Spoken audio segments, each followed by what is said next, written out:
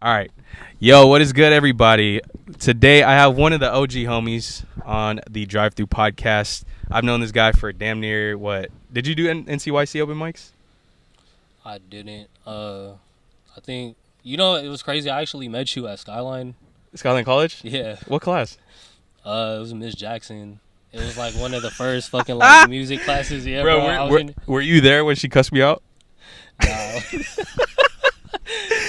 She cussed me out. I'll tell you that. I'll tell y'all that story in a second. But back to the introduction. I've known this guy apparently now. So since Skyline, that was like 2013 or 2012. Yeah. So about 12 years already. He's been around for plenty of events that I've been to. He's been involved in my events, the Doyen album release party, my album release party 2019, and this podcast. But without further ado, this is the homie. Who's you? VizzyMasters, the visionary, the mastermind, groove god. You know, my guy, Mr. No Name Rod over here. Yes, From sir. one go to another. Hell Thank yeah. you for having me on here. Oh, hell yeah, of course, man. Appreciative and very honored to be on here. Oh, I appreciate that, man. Like, I appreciate people, especially my guest yesterday and him. They drive far just to be here to do this podcast for probably an hour or something. So I appreciate you guys for even sliding through, coming out, taking the time out to commute. I'll wait till the plane passes. But like I was saying, I just want to show some love to the people that actually meet me halfway or even come my way to do this podcast. So, I really appreciate everybody's time. And so going back to that story, Miss Jackson. So just for context, Miss Jackson's class, that was like a hip hop. What kind of class? Like a history class? You think? I forgot. Dang, that's crazy. Just like the class itself, I forgot what exactly the title of it was. Yeah. But it was supposed to be, I guess, in a sense, a history class. Yeah. It was a history class. Funny thing, Mikey was in that class too. Do you remember that? Do you remember that? Dude, I don't. Mikey was in that class. This was 2012. This fucking makes the story 10 times better. I know. See, this is how far back we go, y'all. This is early 2010s. This is a couple years after I got out of high school. But going back to the story, it was like a history class, and we're talking about hip hop culture and the world around us and stuff. And one of our assignments, I think this was the first month. At the end of the first month, one of our assignments was to watch the news and to come back to class and report what we watched. And then everybody was saying oh, what did you watch? Oh, I watched so-and-so. I watched this and that. I watched a disaster happen across the world. And then it got to me, and then she was like, so what did you watch? And I was like, oh, I didn't watch the news. And then immediately the class, she shut down everybody. She's like, what? You didn't watch the news? Wasn't that your assignment? And then she started going off on me, and then she started saying some crazy shit. She's like, "You want to get fucked by the dick of the law and shit like that." Okay, I do remember. Yeah, see, I was like, "What the fuck is going on?" And then she didn't even let me finish. I was gonna say I don't watch the news, but I read news articles online. So I was gonna tell her what I read instead of what I watched. She get to the fucking point. She didn't let me get to the fucking point, and I was like, "This bitch is going crazy." But shout out to Miss Jackson. I don't know what she's doing right now, but if you're watching this, you should have let me. You should let me talk. But still, I appreciate you as a teacher. And you know what's crazy? She would dress like straight out of the '80s music video too. Wait, what? Remember she would have the fucking Adidas jumpsuits, and then she would wear the fucking Run DMC Kangol hats. She looked like Salt and Pepper and shit. I was like, damn, okay, my bad.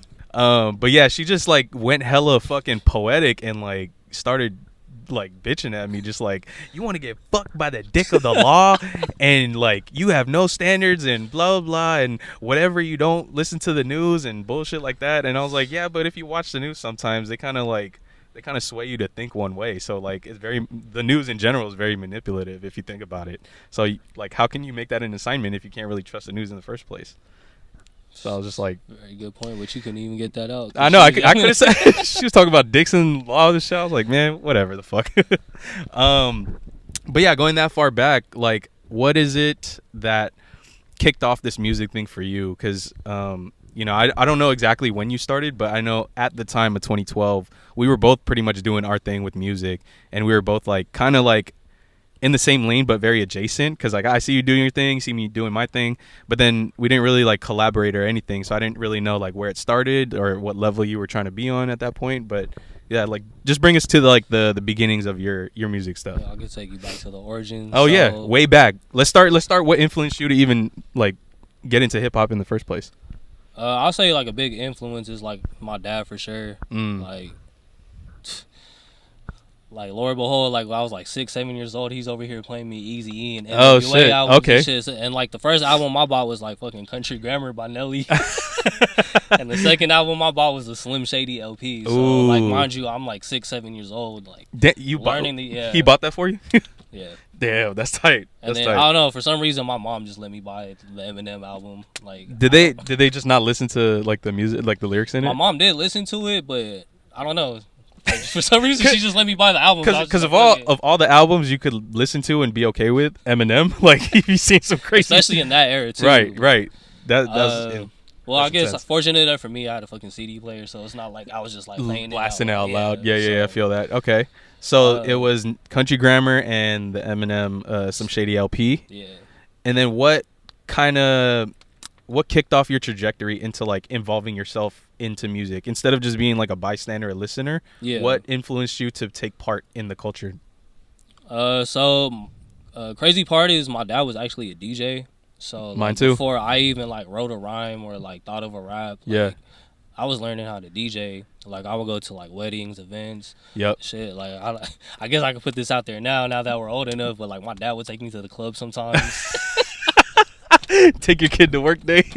Pretty much, that's man. Tight. Like I used to do like crazy shit too. Like I'm a big fan of John Cena, so like at the time, bro, like I fucking came in with like a chain and fucking padlock, like I was fucking John Cena. Did you jump off like tables and shit? Nah, I just fucking walked in there, thought I was like thugged out and shit. Yeah, and the wristbands and shit.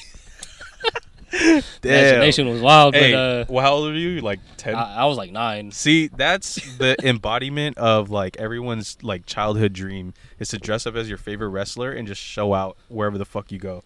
Even at school, you remember like DX like suck it. Like we were doing that all in like from like 3rd grade to like 7th grade, and I remember that shit at work. Honestly, for like people that get the reference, hell you yeah, gotta keep the tradition alive, bro. Like nobody's gonna understand that shit. Yeah, but shit, we got sidetracked. That's my fault. But no, we're good. Yeah. So my dad was a DJ, so first thing I was learning how to do was DJ. You know, I was like, my dad says that me and my stepmom were like the first people to actually like do a beat drop. Like switch it to the next song, like first take. Oh, and damn. So so I was trying to like mess with the DJ and stuff. Yeah. And like I used to watch like all the DVDs and VHSs. Yeah. And all that stuff with like all the DJ competitions. Okay. So I guess that's where it kind of started, and I was just kind of always listening to music. So like I guess my head and my ear would just always keep going. So music has always been like a big part of your life then. Yeah, for sure. Like straight up, especially because like my dad DJ too, but he wasn't really like hip hop DJ. He was more like techno, house, or whatever. And I remember there was this one he would always play us the songs like he would always play that in all of his mixes. My sisters and my brother, they've been to all the house parties where he plays the DJ sets. He plays the same shit, and then it goes into the and then the next song is and the radio plays our favorite song. And that is what keeps me holding on. Yeah, that's cool though. Pops has like his own set list. Yeah, he did, but then it was the same like 10 records every party. So I'm like, yo, switch it up, bro. And then he would always play this record, and it was crazy because I was like, what the fuck? Like I'm in this song. Like who said my name? Because on the record he goes, who? Rodney O. And I was like, what the fuck? Who's saying my name? You know, obviously I was a little kid. I didn't know what the fuck was going on, but. Yeah, he would play shit like that, and he would play like Ice Cube. He would play the Chronic album. He would play other shit. But yeah, like it's just funny because my first introduction to hip hop wasn't through his DJ sets. It was through a movie called Hardball. Okay. Yeah. You remember when they played Big Papa? Yeah. Yeah, that song, because I heard that song sampled and I heard Biggie rap on it. I listened to another song on the way home from a party after that, and it was still the beat, but it was the Isley Brothers.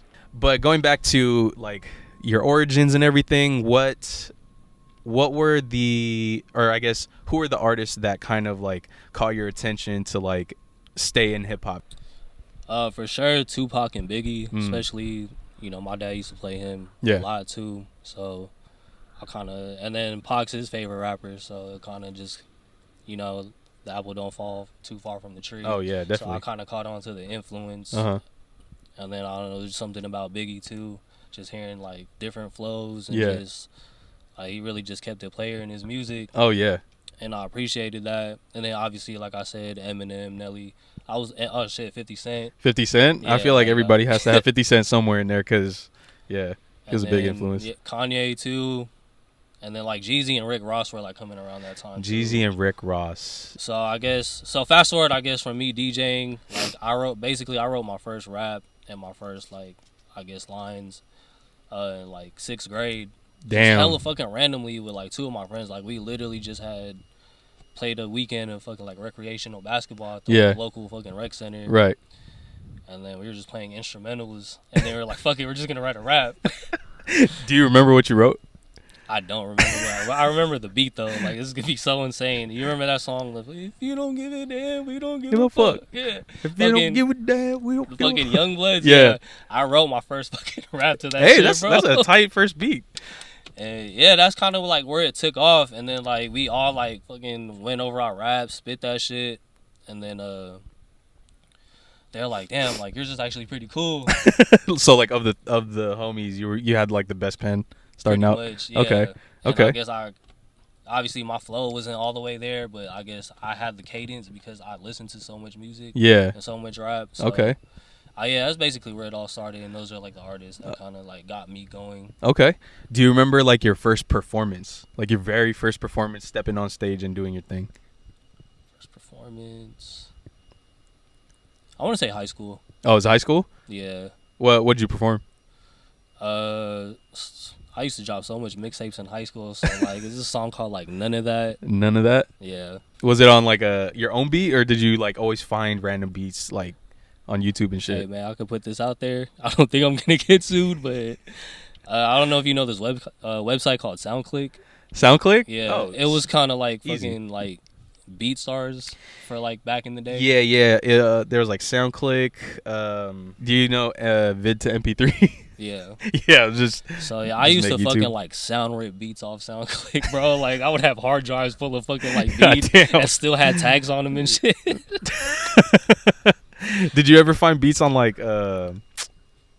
LimeWire and shit? I did. That's usually where I went for like instrumentals. Yeah. I feel like LimeWire was always like the central hub for like finding any music, but then you gotta really like be careful because you might look for like Wanksta by 50 Cent, but then you'll get like Superman by Soulja Boy or some shit. Yeah, or like you fucking always get that Bill Clinton message, bro. Like if you didn't like, cause you know back then we didn't really pay attention to like how big a file was. Yeah. We would just fucking download shit just based off the title. I just see the title with underscores as spaces, and then you wonder like, damn, why the download like finish so fast? And then it's only like a 10-second clip, 20-second clip. It's like this is a 5-minute song. What are you talking about? Yeah. Okay, so high school was your first performance. Yeah. Going from that first performance up until your most recent performance, what do you think was always the main thing that you struggled with, or if you continue to struggle with it, or if you don't struggle with it, how did you like kind of overcome that? I would say like a big issue for sure was like looking at faces in the crowd. Like that shit used to make me fucking nervous in high school. Like when it's a smaller crowd or a big. Are you better with a smaller crowd or a bigger crowd? I think I'm better with a bigger crowd because not to like backtrack or sidetrack the story or like what we're talking about, but before I actually like perform rapping, like I used to dance. Okay. Like I want to be a Jabberwocky at some point. Oh damn! So you watched what's that show called? America's Best Dance Crew. Yeah, like that was my shit. First 2 seasons. Yeah. And I want to be a Jabberwocky. I seen them live. I'm like shit. Like I'm not that good at rapping, so let me transition into dancing. Let me step my foot in this side real quick. But yeah. So like I think that's where I got comfortable. I guess. Doing like dancing or like doing certain stuff, I guess in a public setting or with a crowd or people watching. Yeah. But I think so. I did a fashion show in high school where, well, you know, the jerking era. Like, oh yeah. I don't know how they got us to like clear to perform, but we basically fucking had a fucking jerking set. As crazy as that sounds. Pause. Yeah, we Pause real quick. At a jerking set. That's kind of lit though, cause like, wait, so you guys performed in like the auditorium and shit? Yeah, the school gymnasium, and like that shit was fucking packed. Okay. Like insanely packed. For a high school? Yeah. Damn. Wait, what high school did you go to? I went to El Cajon Valley. That's out in San Diego. Okay. Damn, you moved a lot. I did move a lot. You moved hella places. So from rapping into dancing, and then back from dancing to rapping. Yeah. What got you back into rap after dancing? Was it kind of just like the times where you were just like, you know what, I'm not really into dancing, I'm gonna just go back to rap? So I was still kind of making music, but I was kind of more of like on a solo act. Mm-hmm. Like I actually had put out one mixtape. Okay. Shit was garbage. Damn. Hey, you know what? Everybody's first project is somewhat garbage. So like I was still making music, I guess, solo and with like my cousin and his friends that lived in Hercules. Mm-hmm. So I was still making music with them. And then the group that I'm in now, shout out to The Breed, we all went to high school and middle school together basically for as long as I've been in San Diego. And then they just came over to the house one day, and then we made a couple of records. And then like from then on, I was just like, all right, I'm gonna stick to rapping. Yeah. Like I still dance. And I think like once like jerking and all that shit died out, I was just like, okay, like I could go back to making music. Yeah. And focus on that. Okay. That's what's up. When did you figure out that you were gonna start taking it like super serious or like semi-serious to a point where you were like putting yourself out there more? You were kind of like marketing yourself more, making flyers, like putting together music and releasing it.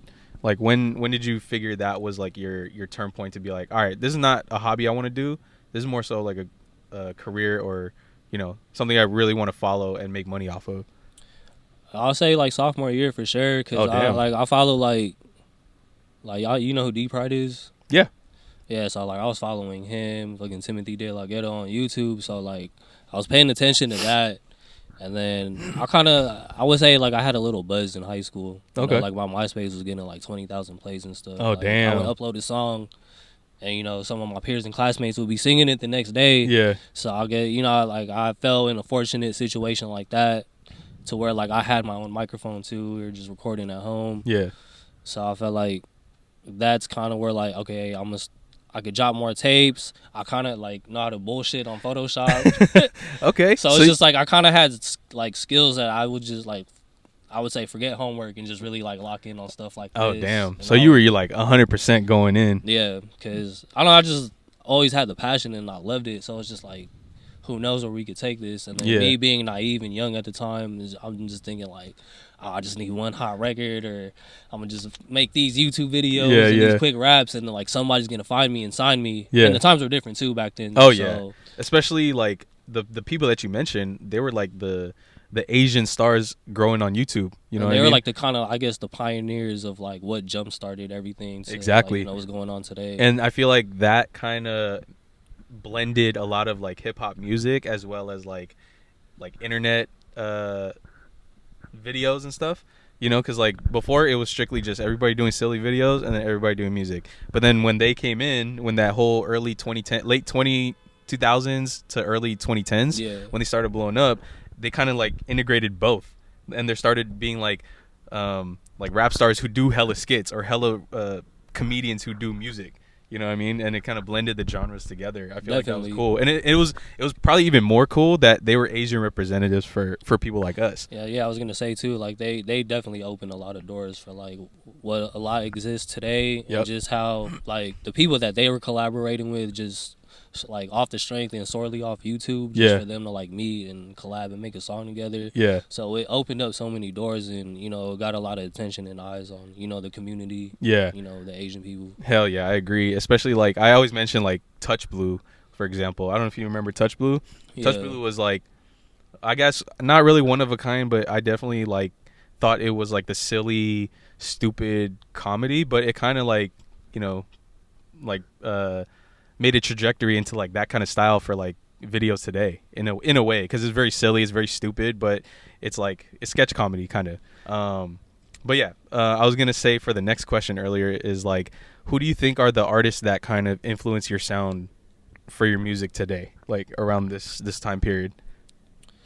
So obviously like my two biggest influences are Pac and Nas, but like, you know, selfishly, like I'm not trying to like knock myself, but like I can't rap about topics or like with as much passion as Pac, and I like not the lyrical genius like Nas is, but I can emulate certain stuff and like, you know, sounds from certain eras from them when they dropped albums. Yeah. So I guess sound wise them, but a good comparison that I get, and someone that like I really look up to, like I would say he's an idol, is like Fabulous. I was about to say Fabulous, bro, because every time Fabulous is on a feature, you already know he's gonna spit crazy shit every fucking time. And then like I followed him heavy like throughout the like mixtape era. Yeah. And like he has like 2 of his series of mixtapes. Like he usually drops in 3s. Yeah. Like 2 of his series are like my favorite, the Soul Tapes. Okay. And then There Is No Competition. So I like basically I started listening to that like super faithfully. Yeah. And then, you know, at the time like when I was trying to like aspiring to be a rapper, you know, being like 12, 13, like around that era, like you like really had to rap back then. Oh yeah. You, like really had to spit because like I like bars. Like Lil Wayne, yeah, Dipset, like all the people coming from the East Coast and stuff. Like even a lot of the people coming from the South can rap too. Oh yeah. So yeah, so I would say Fabulous for sure. Yeah, I could definitely see Fabulous. I see when I think of the whole aura of Vizzy, I see Fabulous, a little bit of Nelly, but then a lot of Dipset. I see a lot of New York East Coast type style in your whole wardrobe and everything. Yeah, I don't want to get like crucified for this. Like I'm a West Coast representative, but like East Coast rap and music, like that shit has my heart, man. Ooh, like, I can't blame you though, because I grew up, you know, listening to like. But it's Wu-Tang. crazy. It's crazy enough for me to say because Pac is my favorite rapper of all time. But it's just like he's from the East Coast though, if you think about it. That is true. Yeah. So it was just something, I don't know. It was just always something about the aesthetic and the aura of the East Coast. Yeah. That always like grasped my attention. I like the hardcore like feel of like the East Coast like music, you know, like there was a song by Redman where he rapped like hella soft, like dun dun. Oh, and Tonight's the Night. Tonight's the Night. Yeah. He rapped hella soft, and someone like, "Yo, cut that shit out, man! Like rap about that real shit." And he's like, "All right," and then like he starts going hard. I was like, "Oh, damn, that's the shit that I like hearing too." I think it's kind of just like you kind of like feeling the same energy from the music you listen to. You know what I mean? Yeah, for sure. Like I don't want to just keep listening to sad ass music because then I'm gonna just be a sad ass person, you know. And if I keep listening to whatever, I feel like that's gonna influence me and who I am as a person. But I feel like once you're well rounded, listening to everything, you know, it's easier to find yourself because you know that you kind of resonate with a lot of it. Yeah, and that's not to say like I love the East Coast stuff, but like I have an open ear to a lot of it. Like even like the mumble rap or like, you know, whatever you want to call it.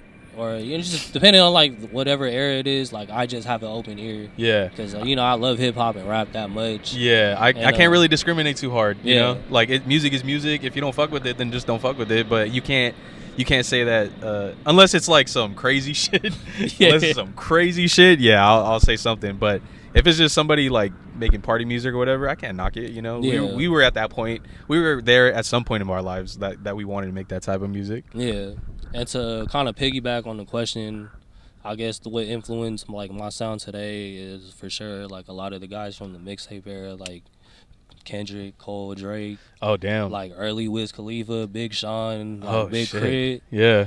Like that, those era rappers, shit, Mac Miller, A$AP Rocky, like that whole era is kind of where like I guess I would say I took it to another level and I took it even more serious because I related so much with those artists and I felt like more personable with them. Okay. And I'm like, damn, like they're just like basically us in high school. They're basically just normal people, but the shit they rap about is relatable. Yeah, but I love the way that they put it in like through bars. They don't just, it's not like just regular talking, but they know how to like structure it to where it's like, damn, that shit was hard, but it's also like, damn, that shit was real. I really appreciate that. And for sure. And then they're like students of like the early 2000s and 90s guys too. So it was just kind of, I guess it felt in a sense like they felt like they could pass it down to me, I guess, artistically. So I would say like Fabulous and like that whole era, like the mixtape era wave of artists. Okay. For sure is like a big influence on me. So you definitely were involved in a lot of like, not involved, but like you were definitely listening to like a lot of the early drops back in like the early 2010s. Like as a fan, like it's just crazy. Like before all of them blew up, like when I would just hear about them or hear certain mixtapes, like when Wiz dropped Cushion Orange Juice, I'm like, oh no, that's Cushion Orange Juice. Yeah, I'm like, that's it. He's about to take off, and everybody's about to know him now. Same thing with Big Sean. He did Finally Famous Volume 3. I'm like, well, shit, somebody heard it, like the world heard this, like now he's about to blow up. Right. The fucking Lil Wayne mixtape era, that shit was crazy too. That was like the late 2000s. He might have had the greatest run mixtape wise. No doubt. He went on so many different beats, and then he was on so many features too. Yeah, him and then T-Pain were like the feature heavy artists of like the late 2000s. I feel like. For sure. Yeah. Top two. Yeah, top two for sure, like no question. But then Fabulous, like I said, he always had fucking bars. Like he said some crazy shit in every freestyle. So going on to these artists, like I also noticed that you watch battle rap, huh? Yeah. Yeah, I watch a lot of battle rap as well. I don't watch it as much anymore, but big fan. Big fan? Yeah. Yeah, I mean, it kind of died down for me after the pandemic. There wasn't too many things that I was really watching as far as battle rap, but I remember the early battle rap. It was like Grind Time. Yeah. Do you remember that? Yeah, that's actually when I first started watching. Like 2009, 2008 yeah, or something like that? The first battle I ever saw was fucking Conceited versus Ilmac. That was the first? Yeah. Damn. You know what's crazy? For me, the first battle I've seen wasn't even Grind Time. It was the WRC. World Rap Champions. Yeah. I think it was 06. It was Ilmac and Thesaurus versus everybody. And they were the only West Coast reps. And I was like, damn, they're West Coast? I was like, this is crazy. They were going crazy on everything because it, like, mind you, the WRC is called the World Rap Championship. And basically, all these people from different coasts, they meet at this warehouse and then they battle rap 2-on-2. And these guys named Ilmac and Thesaurus, they were killing everybody with and it was all freestyle. Like, majority of it was freestyle, but yeah, they killed everybody in that whole era, and I was just like, damn. And then so I got into battle rap. Do you think like battle rap kind of influenced you on how you perform on stage as well? Oh yeah, totally. Yeah, totally. Especially like this era, or I guess the last decade of battle rap. Since like I kind of fell back into it because I took a break from it. Yeah. And I don't know how I like stumbled and randomly came across it. I think I might have just looked up a random battle. But yeah. Yeah, I would say like this era of battle rap.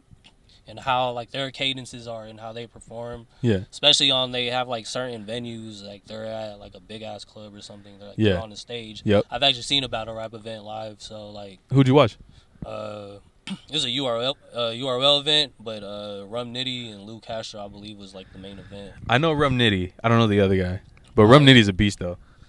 Yeah. So yeah, alluding back to your question, yeah, battle rap definitely helped like performing. Yeah, for me, I think rap battles. Preparation too, I would say. Preparation, yeah, because like knowing what they have to go through and just have to be like in front of somebody, in front of a crowd. Yeah. And memorize all that material. And especially if it's like untimed battles, like you got to spend at least. I think they take like 3 months to prepare for a 30-minute battle. Yeah. You know what I mean? And that's fucking crazy. I think that I agree with that is preparation because. Watching battle raps, like after hearing like, oh, this took 3 months to prepare, and I'm like, wait, 3 months? Like, I have a show at like SF State, and I only started rehearsing like a week ago. You know what I mean? And I'm like, oh shit, 3 months for 30 minutes? Like my set's 20. But yeah, I feel like battle rap definitely played a big part, and you know, I'm glad that somebody shares the same sentiment as me that we appreciate like bar heavy, the energy. You know, I feel like a lot of people don't appreciate like I mean, this is not really rap beef because it's battle rap. They're supposed to be rapping about each other. Yeah. But I mentioned this when I had a different episode, but I was saying I feel like there needs to be a top dog in hip hop. There needs to be a top dog and like everybody else below because I feel like when you don't have someone at the top, there's not an attainable goal.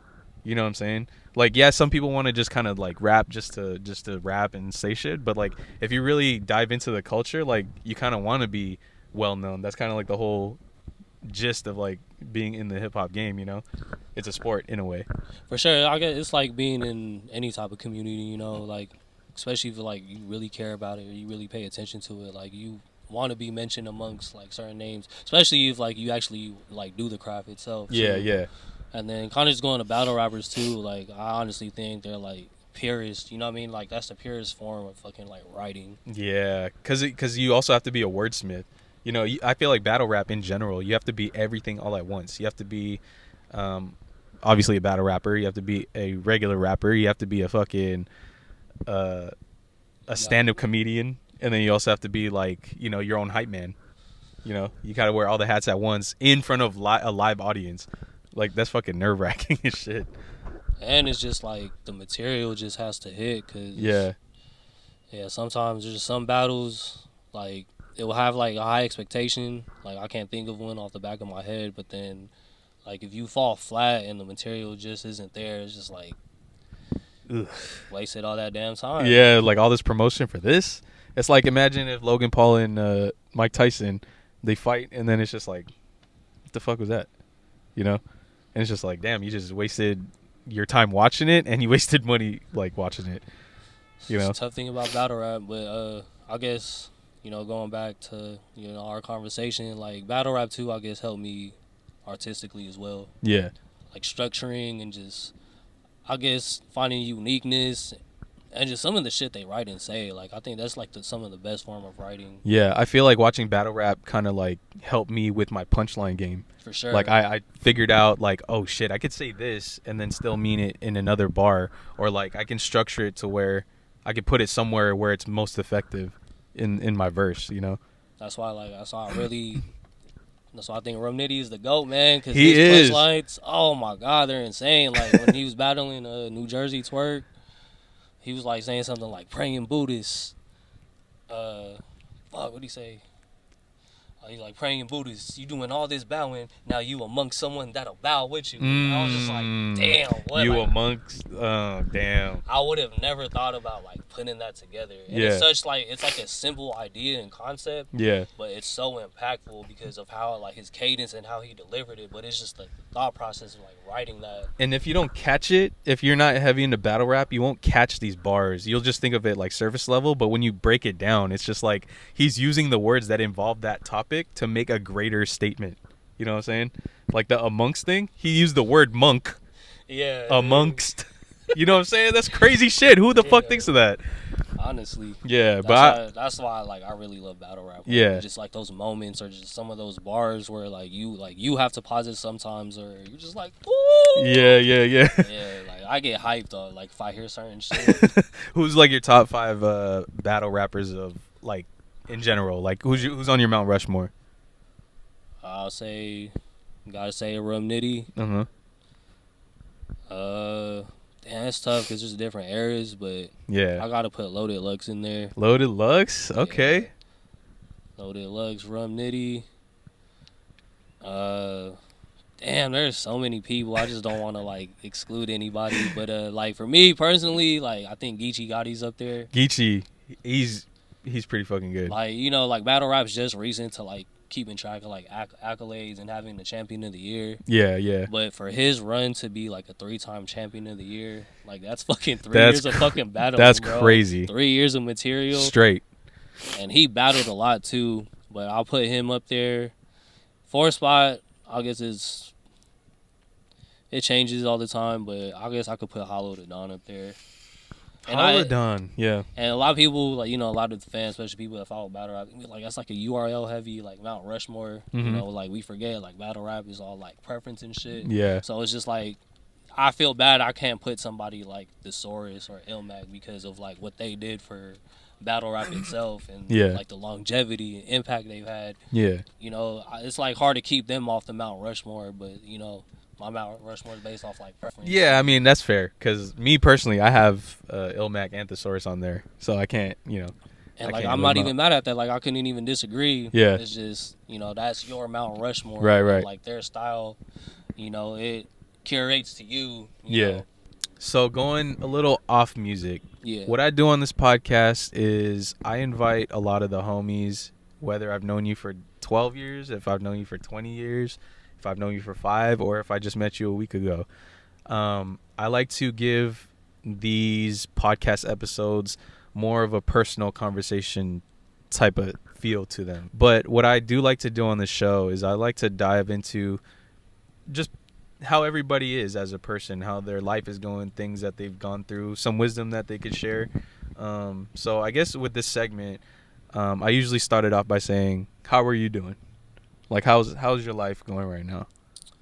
Man, life is good, man. I really can't complain. I wouldn't say I'm stagnant or stuck. I'm just kind of taking it day by day in a sense, as a cliche as that is. But really just taking it day by day. You know, working as much as I can, spending as much time with my daughter. You know, I think those are, and you know, like I said, like I was talking to you earlier. Yeah. I just got a new car, so you know that put things in a perspective.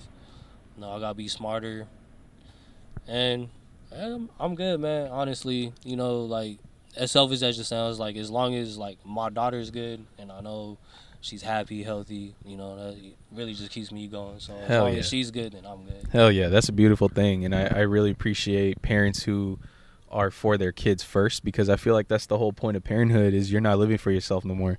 You're living for your family and your children. And I feel like, you know, when children have like that parental figure to like step up and be like, nah, they're not going to go through what I had to go through. I feel like that's such a beautiful thing, is because like you're not passing down traumas, you're not passing down the generational curse of like being stuck in a rut or anything like that. You're breaking that cycle and like being there, you know, involving your kid in a lot of more opportunities. Yeah, piggybacking off like what you just said, damn, that was good. But like piggybacking off that is just like, you know, based off the traumas, you know, stuff that, you know, I dealt with growing up. You know, there's certain like in aspects where like my daughter kind of unfortunately like fell under some of the same circumstances, but you know, I think just learning from my parents, you know, like I'm not trying to sound like fucked up or nothing, but No, like, you're good. I always like told myself before I had a kid, like like my parents did good, you know, I wouldn't say they did nothing wrong, but I always wanted to be a better parent. So like when I actually had my kid, like I already shifted into that mentality. I guess in a sense I wasn't prepared, but I was ready for it. Yeah, I feel like nobody's ever prepared to be a parent. You know what I'm saying? Because everybody's stepping into their first time, especially if you're having your first kid. Like, I can't even blame my parents for how they raised me, because like, or me or my sister, because like that was their first time being parents too, and I gotta stop looking at them as like this higher figure and understand like, yo, they were in my position that I'm in right now. You know what I'm saying? Like at that time, they were figuring out just as I'm figuring out right now. You know? And then like I just like I take that, you know, take that in stride, because it's just like I could look back on some of the stuff I didn't like, and some of their mistakes, and I could do better for myself and for my daughter. So I mean, just kind of like with my upbringing, you know, I was raised a certain way, but like I don't know, I just feel like with me being a parent to like my daughter at least, you know, I have a more calm and like laid back approach. You know, like I'm not really one to like really get mad at her. You know, like I'll get her sometimes, you know, if she's doing stuff she's not supposed to be doing. You know, kid being a kid, but like there's like there's two ends of the spectrum from that. I'm letting her be a kid, like let her do what she wants, like she's a kid. You know, like she don't know no better, but at the same time, like, you know, obviously I gotta draw the line somewhere. So like my approach to like parenthood is just, you know, I'm very calm about it, and you know, like I may not get it right or it may not be perfect, but you know, like I'm trying, and you know, I try to make it you know, worthwhile. Hell yeah. And I feel like when you say I'm trying, that just shows that you're putting that effort in to be like, yo, I'm gonna make sure that all of my efforts are gonna go to like something to benefit my kid in some type of way. Because when people kind of just give up, they just don't give a fuck. They'd rather just pass their kids to their parents and be like, hey, mom, watch my kid while I go out and do whatever the fuck. You know what I'm saying? And I feel like it's cool that you want to be involved in your kid's life. It's just because like I know the impact, especially as a little kid. Like, you know what I mean? Whether it be like my cousins or whether it be me growing up, just kind of looking back, like in like through a certain lens and perspective. So it's like I know how integral and like how important it is to like have like a parent or like a guardian like figure in your life, especially being young, because like we look for like mentorship or just, you know, certain like life aspects in that. So it's just like I know the impact of me being there for my daughter, and you know, as they say, like the father-daughter dynamic is like a match made in heaven. So like I want to be living proof of that. And I understand like the importance of me being there, being present, being active, and you know, to just show, you know, just to show her, you know, like she's loved and all that. Yeah, because it also takes a village to raise a kid too, you know. For sure. And you definitely want to have all hands on deck as best as possible to kind of like, it's kind of like the way that I kind of see it is like it's kind of like growing a plant. You know what I'm saying? If you grow a plant in a vase, it can look beautiful in its comfort zone in that little spot, but it's not gonna grow as big. But when you put it outside in the garden, it grows 10 times bigger around more. You know what I'm saying? More elements. And so like even go further with that, it's just like you gotta like water the seeds too. Mm-hmm. You know what I mean? Like growth, it never stops, and it starts when you're young. Yeah. And I guess in a sense, like referencing my daughter, like I want her to like blossom into like this beautiful flower. Yeah. As big as she could get. Yeah. Imagery wise. Yeah. Yeah. Does your daughter have like that? So my nephews, they have this relationship with my mom. They call her Manang, and they're very close. And I really appreciate my mom for even like taking the time out to be involved in their lives, because it's her grandchildren.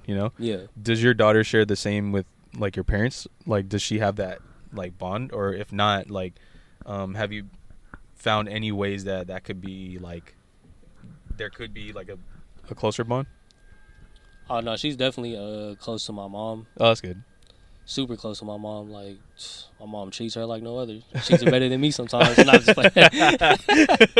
But nah, they're like super close. Like they have like a unique bond. Like sometimes I'll be like at home off to the side or just doing my own thing, and I'm just like overhearing them interact, and they're like playing and stuff. Some of that shit is like hilarious because like she'll piss my daughter off, and my daughter's a little feisty sometimes. Or if like she doesn't get her way, she'll like start like, as cute as it is, I'm teaching her not to do it as much, but she'll like yell at my mom sometimes. Oh, and man. I don't know, I just little stuff like that. I just get amused from it, especially since it's my kid. Yeah, I feel she that. Doesn't know no better. Yeah, and, like she doesn't know, like she's not even intending to be funny. Yeah, she doesn't know she's funny, but like some of the stuff she said, it's like super hilarious. In the like, let's say the past decade. Yeah. Have you found out anything either doing music or being a father? Have you noticed anything like switch within yourself, like your entire like mindset changed, or like your behaviors changed, just doing music or like taking care of your daughter? Yeah. So it's like right when you were still with Doyen. It's like it's like when we all reconnected. Yeah. It's just like speaking on the music side, like. When we started doing all those shows together, then I met K-Sauce, and I met everyone. Like when we were doing those events, and like I was starting to get my little like run again before I met my daughter's mom. Like I felt the whole like shift. I was just like, damn, like my talent is like really getting me. Yeah. It might have been like super minor or small, but it was like major to me. Yeah. And like all the connections and like friendships and people that I've just met along the way, the journey has been like, so, like I said, I'm inconsistent, but there's like a sense of urgency where like I'll love it and like I need to keep going. Yeah. So I noticed my approach to it is a lot better now. I'm like doing a lot less overthinking. Don't get me wrong, I still overthink, but yeah, I guess when it comes to like making the music, it's like I overthink less. And then to bring my daughter into the picture, like that changed, I guess, my whole approach and like mentality for life in itself. Mm-hmm. Like I used to smoke cigarettes, so the day that she was born, like I threw out my last pack. How long ago was that? This was in 2020. Like right before the pandemic. Damn. Hey, we quit almost at the same time, bro. I quit a year after you. So congrats, man. That's a big milestone. Appreciate it. So like when that happened, and just kind of like obviously I was scared, leading up to when my daughter was born. Yeah. Like, damn, how am I gonna do this? How am I gonna live? Mm-hmm. But like when I held her in my arms for like the first time and I got to see her, like that's kind of like in that moment, like literally everything changed. Where I'm like, all right, like I got to think for two people now. And I guess looking back on a lot of the mistakes or just stuff that I had been through, my experiences, my journey leading up to that point, like all culminated into that one moment. That's a beautiful thing, man. And it's just like, all right, from this point on, regardless if I make a mistake or not, or whatever bump is like on the road along the way, like I'm doing this for my daughter, and I gotta be present, and I gotta, do anything in my power and will to like, keep my focus, but understand that I do have a purpose. Yeah. And like it's bigger than me. Like there's always a bigger picture to everything.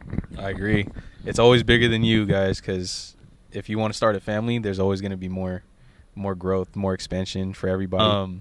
I'm sorry to cut you off, bro. No. Another thing just popped up on my head. No, so, you're like, good. You're good. This is a whole conversation. Kind of just like how I said, like having my daughter and my approach to life was a lot different. Like another thing that definitely, I guess, sparked the flame was like Kobe and his daughter passing. Ooh. Like Kobe was like favorite player of all time, favorite athlete of all time. So, right. Like having my daughter being born like a little before it happened, and then that shit actually happening, like kind of like definitely took its toll. So I'm just like, all right, like I for sure like this is somebody I look up to. So right. It's just like it's in a sense like if I don't do right by my daughter, if I wasn't a person or a father like him, then why am I like really in this, or like why am I really doing something? So damn, yeah. As tragic as that is, like that definitely has like kept the light and kept me going. Yeah, I mean that's good that his influence sparked something in you, you know. But yeah, R.I.P. Kobe, man. That shit changed the whole culture. Like everybody's life turned for a second, and it's just like the world like stood still. It really did. It really did. Like anybody else that passed away, I mean, God rest everybody's soul who I had to, be there for the funeral of. But as far as celebrities go, Kobe specifically was like everybody just Kobe's death probably shut the world down more than the pandemic did. For sure. It was like he's like a cultural and like global icon. Right. So like his influence and just the strength of his name and just knowing who he is, like you just see him like, oh, that's Kobe. Yeah. Damn near like MJ, like fucking god, like pretty much. Michael Jackson, Michael Jordan. Like, right. You see him on the street, people are fucking yelling and shit for him. Yeah. Guaranteed. So we're reaching the final part of the podcast, but there's like 2 more things usually before we go to the performance section. So I actually have every guest write down 2 questions, and then whoever's the next guest will just pull out 1 question and then just read it off, answer it however you can, and then so the questions in here, you just pull 1 out and then just answer it. If you can, just read out who wrote it. Just pick it at random, don't matter. I think there might be 2 on that one, but you can read whichever one. Is there 2 on there? Yeah, you could read either the top or the bottom. You don't have to answer both. Could do both. I might as well. Oh yeah, get a bang for your buck. All right, for sure. All right. This is from Jeremy. Okay, Jeremy Landicho. Shout out to you, bro. First question is, if you could spend a day with anyone dead or living, who would it be? We just... That's a tough one, but honestly, it's between 3 people for me, honestly. It's between Tupac, Kobe, and DMX. Oh, DMX.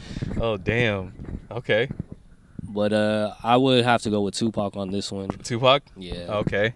It's just because, like, someone like I really, idolize and, like, look up to, and I think his influence is pretty impactful. Yeah. Even if it's not like I guess I would say it's a worldwide impact, but he's not like a cultural icon. You know what I mean? Yep. Like in a sense, like how Kobe or like an athlete would be. Yeah. But I would definitely spend the day with Tupac and just kind of pick his brain apart. Yeah. And just have him share his experiences and just see like how he works. Yeah. See how his mind works, because man, he was just, like, give me one last verse. After this visit is over, let me get one more song or one more verse. Exclusive performance for Pac. After Coachella, that was the last one. After the hologram of Coachella, let me get one more.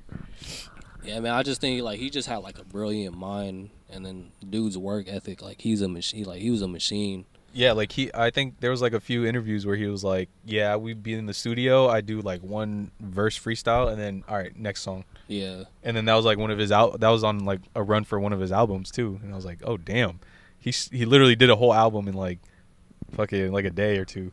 Yeah, I think it was the Machiavelli album. Yeah. I think he said he like recorded it and wrote it in like a day. Yeah. And then they finished mixing it 10 days later. Yeah, and I was like, damn, that was the quickest album, and it sold out pretty well, right? Machiavelli. Yeah, that was like, unfortunately, it like released like not too long after he passed, but yeah, it kind of sparked the rumors of him like still being alive because he was under a different alias. He was under like Machiavelli. Right. Yeah. And I remember they also released another one. I don't know if you've ever heard this album. It's called Loyal to the Game. Yeah. I heard that in high school. So those like 2006 when I first got that CD. I don't even know where I got it from. I just had it. You know what's crazy? Around that time too, like at Ceremony, remember the store FYE? Oh fuck yeah. Yeah, so like they were fucking promoting the shit out the album. Really? At Ceremony, like they would have like the fucking pot cut out of the fucking album. Oh shit! He's like wearing all white on the album, right? Yeah. It's like all white with a gold cross. They were promoting that album, bro. Dang, what the fuck? Nah, I hella don't remember seeing that there, but I just remember having the CD. I was like, where did I even get this? And then I remember going in high school because like freshman year, I didn't have shit. Like I didn't have a iPod yet. I didn't have like a shuffle, so I had a CD player and it had like a button where it says like anti-skip. So I would put it in my jacket pocket and then have those like airplane headphones, those weak ass Casio fucking headphones with the foam on the ear. I remember those. Yeah, then I would be walking from the bus and shit, and I would be like, "Loyal to the game," like listening to this. There's a song called Hennessy. It was my favorite song on there, and I would listen to that, and I would bob my head, and then I would like do some shit, and my jacket would move up, and it would it would like skip. I'm like, bro, I pressed the anti-skip button. Why is it still skipping? Going back to the next question on the on the paper. And then the second question is, what is your top favorite moment as a creator and artist? Ooh, that's a good one. Hey, my favorite moment was I think it was your guys' show. Which one? Doyen? Doyen, yeah. I feel like I love that show. It was me, Doyen, J. Kells, MC Coy, Strag, right? Yeah, I think. Yeah, that was probably like my favorite moment because of the people it brought together. Yeah.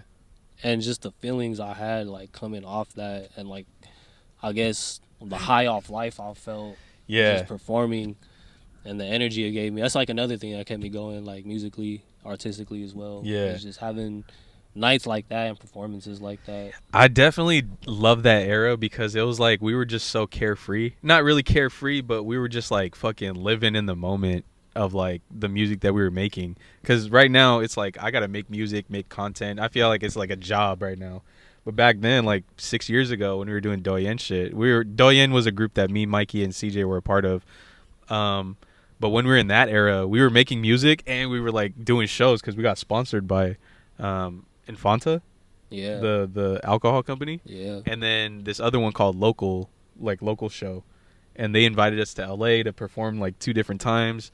You know, we got like a photo shoot. We had like all this shit going on in a span of like a year and a half. And I was like, yeah, that was probably the best year. But yeah, I appreciate you for even showing up to the Doyen thing and like performing and showing out. I have pictures from the show, and what's even crazier is I was looking at previous like pictures on my hard drive, and there was a show. I don't know if you remember this. There was a show we did. I got invited to do a show in San Jose, and it was at a smoke shop. Do you remember that? Because you're in the background of one of the B-roll footages. I don't. Yeah, it was at a smoke shop in San Jose, hella randomly. They asked me to perform, and I think Mikey showed up at the last second too at night, and he performed also. But I clicked in like get info on the video, and it said like some 2014, and I was like, oh shit, damn, this is 10 years ago. Holy shit. Yeah, you were in the background of one of the videos. Oh, I do remember that. Yeah. I fucking I do remember that. Yeah. I forgot if you performed. Did you perform for that? I think I did perform, or like one song or something like that. I think I took Caltrain to even get out there. Oh shit. Yeah. Damn. Yeah, see, that's how long ago we've been making music together. 2014, and even before that we were in school together. So the last part after, thank you for answering those questions, by the way. So the last part after that, this is the last segment of the podcast part. What are some words of wisdom or words to live by that you can share with everybody? Oh man, that's tough. I gotta freestyle this one. I would say don't take like the days for granted, and don't take the little things for granted. You know, like I'm like a very like introspective person, and I think a lot. So like I reflect a lot, and there's certain things that I'll look back on, or whether it be during the day, at work, at home. Like I look back on a lot of stuff, and like I like kind of look back and see how I could handle certain things or how I could approach things a lot differently. And one thing like that always pops up is just the idea and concept of like being very appreciative. Mm. And you know, you gotta cherish those things and don't, you know, take them for granted. You know, as selfish as we could be, you know, as human beings and with, you know, within our own lives. And I guess when you go about yourself, you know, whether you're an artist or whatever it is you do that you love, or you know, you're mastering and perfecting the craft, is, you know, stay afloat, keep going the course. Like, I think we all go at our own pace. Yeah. You know, I just think in the world and age that we live in today, we see so much that we feel the need to draw a comparison or feel like we need to rush the process in which, oh, we need to do this so we could be there just because someone else is there. And I think that's like detrimental to us, you know, and it causes the overthinking and starts the doubt to where you think like, oh, I'm not doing this like them, or, you know, and then we find ourselves in a rut, and then I feel like that sets us back on what we really want to do. So I would just say, you know, stay the course and stay true to yourself. You know, eyes are everywhere, you know, whether we like it or not, and people are always going to have an opinion and have something to say. But, you know, we've gone this far with whatever we do, and, you know, in our lives as well. If it didn't stop us before, why would you know, why should we let it stop us now? Mm-hmm. Damn, that was freestyle or that was freestyle. Shit, that was actually beautifully said. That was good. I appreciate that. Thank you. Oh yeah, appreciate it. But yeah, that's the podcast segment as far as that goes. Did you have a song you want to perform? I do. Okay. I do. Okay. Did you want to freestyle at all, or are you just down to do the performance? You don't have to say yes. Still debating about the freestyle, man. Okay. I'm not the greatest freestyler. That's okay. You know, spoiler alert. That's okay. Not everybody's like with it. Honestly, freestyling is kind of just like more of a, I don't know. Personally, I feel like people don't freestyle a lot, so I feel like it's more of like a party trick type shit. You know what I mean? It's like something to entertain, but not really be like, oh shit, he can freestyle. Like I'm gonna put him on a show and blah blah blah.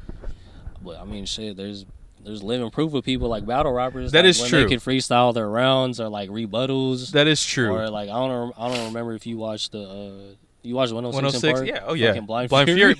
Bro, he sang freestyle. It's just like, bro, like I don't have like the brain capacity to do that. Or like shit, certain battle rappers, I want to say like Hollow Hollow is like one of them for sure. So like he could freestyle like within his round, and then fucking go back to like his material. Yeah, so it's just like the brain capacity and like the talent to do that. Like that's just remarkable. Like, you really have to have a clear mind in order to freestyle properly. Because I guess when I freestyle, like an issue with me is like I'm a punchline rapper. So me too. Yeah, I fucking try to say like the most craziest shit because I just want to make the crowd react. Yeah, exactly. React, like, I'm the same. Oh, way. he said something crazy. Like, oh shit, what'd he say? Oh shit, play that back. Da da da. Yeah, I'm more of like a punchline rapper. So when like just key of what I do, I try to set up whatever I'm saying to the punch. So I think far ahead to the punchline, and everything that will come up after that will be leading to that punchline word. You know what I mean? Yeah, that's actually, I never really thought about it like that.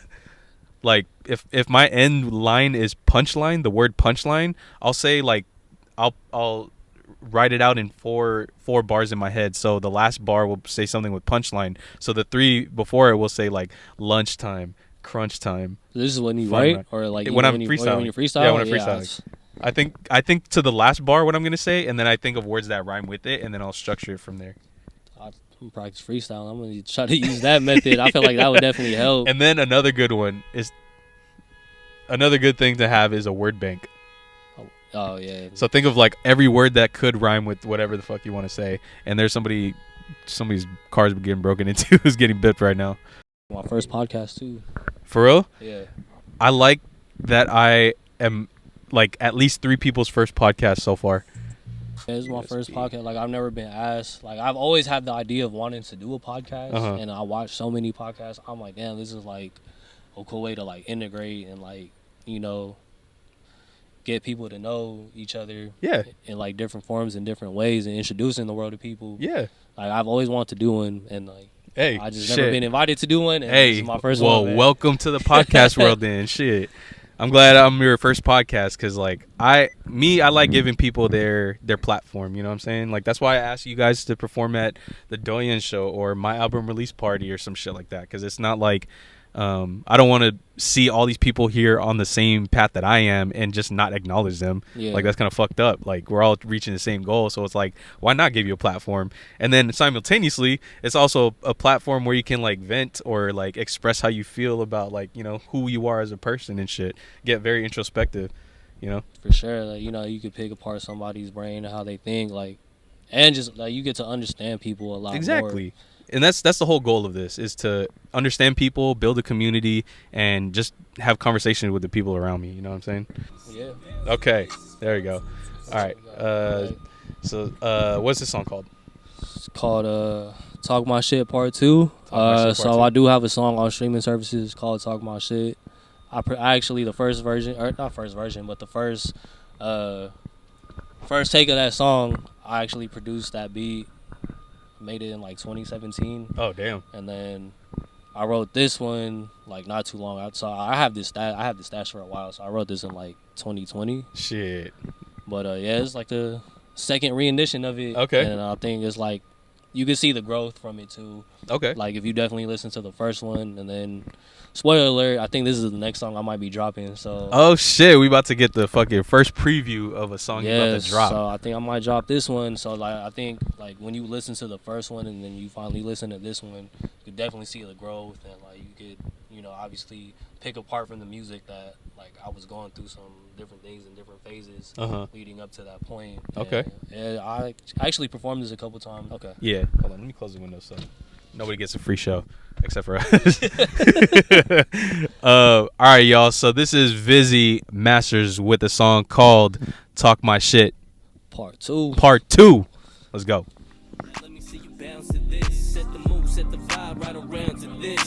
Hey, and let me see you bounce to this.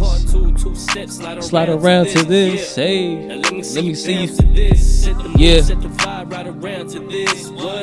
Let me see you bounce to this. Yo, I've been in this game for years. Man, what I got to show for it. A lot of ups and downs, gotta find your flow for it. Not knowing that you could lose it at any moment, and not knowing that you could blow up at any moment. Questioning yourself and everything that goes on. It's always push through when the show must go on, and so on. My life be entertainment. The older you get, then the more you lose patience. Having a kid, my God, a revelation. Reinvent the wheel, had a dig for innovation. Lack of concentration to deepen the dedication. If you mix the two together, it's a perfect combination. I'm a big P.O., P.P.A., Mr. V.I. to the Izzy, paying homage with a big A. I'm about to busy. Across the bridge, of course. Breeding Kazi got the south while I run it up north. This that California vibe, drop the top when you ride. I wanna play on these ground. Tell Shorty to swing and slide. She gon' make a round till she hit home base. So tell me what you want, like that old school mace. I know I win the race, going at this pace. You like the sauce and the flavor, you got real good taste. Give me a shot straight, cause I'm not doing the chase. You gotta try and be somebody, or you just another face. Another lost cause that's caught up in the crowd. I'm living for my moments, my daughter flexes a crown. I'm proud that I'm a father, the reason I go the hardest. Swear that I'ma be the greatest and biggest of all these artists, that's a promise. I'm just being honest like the Bucks goddess. Watch my little shorty ball, call it Isaiah Thomas. It's too easy, I'm playing the game on novice. Now excuse me, I'ma get back to counting these profits. Never see somebody quiet like me. The nicest that you ever met, I probably might be. Still talk my shit in a fitted in white tee. Do it from the box to the land of the high key.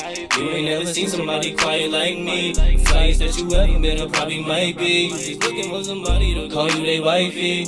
You gon' be upset when I tell you it's not me. You ain't never seen somebody quiet like me. Yeah, man. That's the song? Yeah. There you go. He about to release it. When he about to release it? I'll say within the week or so. Oh shit, within the week. So by the time you watch this video, the song will already be out. So look out for that. Vizzy, Talk My Shit Part 2. So real quick, is there anywhere they could, any socials where they could find you? So I'm just an Instagram guy, man. You know, X, formerly known as Twitter. That shit, when I used to be on there like faithfully, that shit, I'm not gonna lie, like it would like fuck with my mental health. Like Twitter was definitely like a dangerous place. It was definitely a fucking still is landmine field or like, land. Yeah, people send me bro. tweets. I'm like, holy shit, thank God, like I left this. Right. But you can follow me on Instagram at VizzyMasters. Yeah, it's like pretty much all the social media that I got. I know I should, you know, venture out more and have a bigger market, especially with like TikTok and like different like video apps out. But yeah, just Instagram, VizzyMasters. Not like I'm on there a lot, so you catch me on there. Can you spell it out for him so they know? VizzyMasters. That's V as in like vase. It's VIZZY Masters, MASTERS. VizzyMasters all together. Find me on Instagram. For sure. Go follow him. We've been in the same, like, around the same lane for a good amount of the same time. So I definitely say this guy is like one of the dope people out of the Bay Area that I've ever met. Still kicking it for like 10, or still around each other for like 10 plus years, and I'm glad to see you're thriving in life. You got a kid. You're doing everything you can to build that father-daughter relationship. That's I can't ever like not acknowledge that, because that's such a beautiful thing. Because like, growing up, I didn't really have that too much of a relationship with my dad though. No, yeah, for sure. Like, appreciate the kind words, man. Yeah. Like, hell yeah. Like something so little, it may be little to somebody else, but like stuff like that means a lot to me, because it's not that like I'm expecting to like receive my flowers, or I don't have the expectation of like getting compliments or like, oh, you're doing such a good job. But like sometimes, sometimes it's like all we need to hear sometimes, whether it be me being a parent or it goes for anybody else in the world. Like, we just need that like small boost of like an acknowledgement or compliment, because as long as you're making the effort to try, who could really knock you? It's just the fact that you're on your 2 feet, or however it is you're doing it, whatever it is you're doing, the fact that you're trying and you want to make something and want to do something out of it. Hell yeah. I think that's very important. So yeah, I appreciate you for the kind words. Oh, hell yeah, man. Like I'm the guy to give everybody their flowers. I'm doing this podcast to give everybody their platform. So any love is always, like, it's always mutual, because that's why I want these people around me, and I want to interview them, because I would love to hear their side and, give them their flowers when they need it. But yeah, I appreciate you for sliding through, bro. Much love. And I appreciate you for even coming out from Antioch, bro, like, to Daly City, South City, and then we had to make this happen, man. Especially it being my first, and the fact that you're, it's a podcast with you. It's full circle, bro. It's a full circle moment. This is his first podcast, and this is my first podcast we series. got to share some like untold stories. Yeah. And well, shit, I don't want to close it out without giving you your flowers too, bro. Oh, I appreciate you, it's bro. Just like, you were like, I think when I first heard you in our class in Skyline, like I heard you rap, I'm like, damn, this guy's hella fucking good. Right. Like, you're definitely like, thought you was like lyrical, spiritual, like you was like on a different tier and level, bro. I'm like, damn, I need to get my bars up. And I think a lot, so I have a lot to like to over write. time, and then we just ended up doing shows together. And the fact, like, every time I saw you, you always show love. You're very receptive. You told me like you enjoy hearing the music, and like you always laid out challenges. Like, I hate to say I let him down on a lot of challenges, but it's all good. It's not that I always kept him in mind. Like, I always keep him in mind, like when I write music. Right on, bro. So like, without to say is like, you deserve your flowers too. The fact you're starting this podcast, opening the platform for a lot of us, even for yourself. Yeah. I'm proud of you too, man. Hey, the music you it's made, all love, bro. Every time I see you perform, like, sometimes I hate going after you. I'm like, fuck, I gotta follow up that. Nah, I don't think like that, bro. We're on the same level. For bro. sure. Like, it's just stuff like that, because you guys are like Mikey too, man. You guys are just so good. Like, the energy is just very infectious, and like the love you guys give, that's just, that's stuff that lasts a lifetime. So I appreciate that, because you can't spread love too much. Like, everybody needs it, and I feel like when you're a loving person and you spread that out, you kind of help people see there's a different side of like how to be like interactive with other people around you. Sure. And then so I guess to cap it off, like, you've given me like a lot of opportunities too, like when you didn't have to. I'm not like the most known rapper, but you knew me based off like us knowing each other and like growing up together, over the last decade or so. So for you to give me some of those opportunities for a chance for me to like show my talent, I'm just like one of those, like, I guess, diamond in the rough, fucking stashed in Dr. Dre's hard drive somewhere, bro. Shit. So the opportunities you've given me, I'm very like appreciative of that, because I don't think my journey would be what it is had it not been for you giving me some of these opportunities. Damn. Hey, I'm glad you were able to be involved in these things, because like if I'm genuinely like, if I genuinely like somebody or like their shit, then I'm for sure gonna put them on. So it's like, it was kind of just meant to happen then. Oh yeah, and I just think like a lot of these events that we both performed at, and just I guess being around everybody, like you guys, it built my confidence. There you go. So it's just like, so yeah, I'm not gonna lie, like my preparation still sucks sometimes, but like it's all good. Once I get there and I see you guys, or like I know you guys are gonna be there, like I already know, like I'm confident and comfortable enough to like, all right, like yeah, I'm just about to. Hell yeah. Even if I gotta wing it, I'm about to kill this shit because my people over here. Hell yeah, you gotta just show out every time you come up. You know what I mean? Whether it be 1,000 people, one person, you know, fuck it, just go in, go hard. Pause. But yeah, on that note, always appreciate the love. I appreciate him for sliding through on such short notice and for driving pretty fucking far. So much love to you, Vizzy. I wish you nothing but success in everything you do from here on out. Much love to you, your fam, your daughter. I thank you for coming on the pod again. And yeah, that's it for the podcast. I appreciate y'all for watching. Yes, sir. Y'all have a good one. Stay blessed out there. Peace. That was a good episode, bro. Yeah. Good. Don't even worry about that. That's all good.